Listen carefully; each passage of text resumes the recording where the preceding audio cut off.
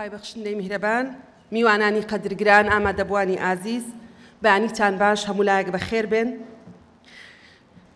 دیارە هەمومانەوە ڕاستیە زانین کە قەوارەی سیاسی هەرێمی کوردستان کە قەوارەیەکی مێژووکردە دوای پەسەندکردنی دەستوری عێراقی فیدراڵ لە ساڵی 2005 دادپێنانی دەستوری لە چوارچێوەی دەوڵەتی فیدراڵی عێراقیا وەرگرت. ئەم قەوارەیە بەرهەمی خەبات و خوێن و فرمێسکی دەیان ساڵەی گەلی کوردستانە. و ئێستا لەگەڵ چەندین ئاستەنگی و تەحەدی لەسەر ئاستی ناوخۆیی و عێراقی و ئیقلیمی و تەنانەت نێودەوڵەتیش ڕوبەڕووە. بۆیە لە هاونیشتیمانێکی ئاساییەوە بیگرا تا دامەزراوە دەستوریەکانی هەرێم، حیزبە سیاسیەکان و ڕێکخراوەکانی کۆمەڵگەی مەدەنی و لە نێو میدیاشدا میدیای بەرپرس هەر یەکەیان بەپێی قەبارە و کاریگەری و پێگە و دەسەڵات و دەستڕۆییان پشتیان لە ڕوبەڕووبوونەوەی تەحەدیەکان و چارەسەری ئاستەنگیەکانەکەوێتە ئەستۆ.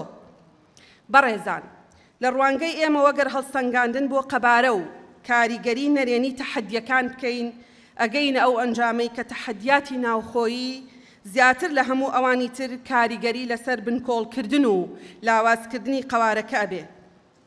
بۆیە ئەبێ ئەولەویەت لە ڕوبەڕووبوونەوە لای هەمومان چارەسەرکردنی کێشەکانمان بێ لەسەر ئاستی هەرێم بۆ ئەوەی پێکەوە بە متمانە بە یەکتر و بە تەواوی دامەزراوەکانمان بە یەکڕیزی لەگەڵ تەحەدیاتی ئاستەکانی تر ڕوبەڕوو بین. بۆیە سەرەڕای جیاوازیەکانمان، سەرەڕای جیاوازیمان لە ڕووی فکر و ئایدۆلۆژیەوە ئەبێت تەواوی هێزە سیاسیەکان ناکۆکیەکانیان بەلاوە بنێن و هەموو یەکڕیز بین لە گەشەپێدانی کەلتوری دیموکراسی لەسەر ئاستی دامەزراوەی و جەماوەری، لە فەراهەمکردنی ئازادیەکان و ڕەخساندنی زەمینەی لەبارتر بۆ ممارەسەکردنی ئازادی ڕادەربڕین و ئازادی بیر و باوەڕی ئاینی و سیاسی و ئەوانی تریش. ئەبێ یەکڕیز بین سەبارەت بە پیادەکردنی پرەنسیپی جاکردنەوەی دەسەڵاتەکان، لە بەهێزکردنی دەسەڵاتی دادوەری و دامەزراوەی داواکاری گشتی و پاراستنی سربەخۆییان لە بڕیاردان، لە ڕوبەڕووبوونەوەی گەندەڵی و چاکسازی لە خەرجی و داهات و کەمکردنەوەی بێکاری و بڕینی دەستی حیزب و گروپەکانی بەرژەوەندی لە نێو ئابووری و بازاڕی هەرێمەکەمان.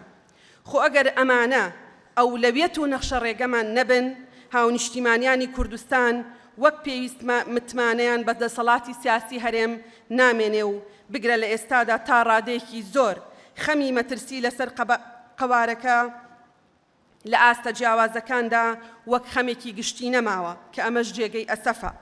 بۆیە گلەی و نیگەرانیەکان سەرەڕای خۆڕاگری خەڵکی کوردستان دەبێت جێگەی بایەخمان بێ و هەوڵ بۆ ڕەوانەوەیان بدەین.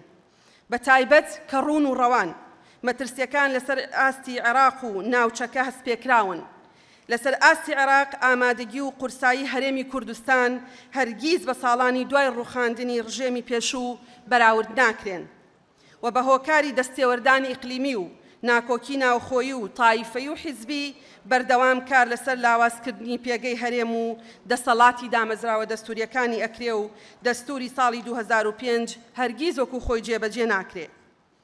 هاوکات سەرباری بەردەوامی مەترسیەکانی داعش لەسەر ناوچە کوردستانیەکانی دەرەوەی ئیدارەی هەرێم ناکرێ دۆخی ناوچە سنووریەکان و هەلومەرجی ژیان و گوزەرانی گوندنشینانی ئەو ناوچانە لە ژماردنی تەحەدیاتەکاندا نادیدە بگرین و دیارە لە ئێستادا بەداخەوە بوونەتە مەیدانی شەڕێکی بە وەکالەت کە جگە لە زیان بە ئارامی و ژیان و مڵک و ماڵ و ئاقاری هاوڵاتیانی گوندنشین هیچ دەستکەوتێکی بۆ هەرێمی کوردستان تیانیە و ڕۆژانە پێشبەرگە قارەمانەکان و هاوڵاتیانمان بەناحەق شەهید دەبن.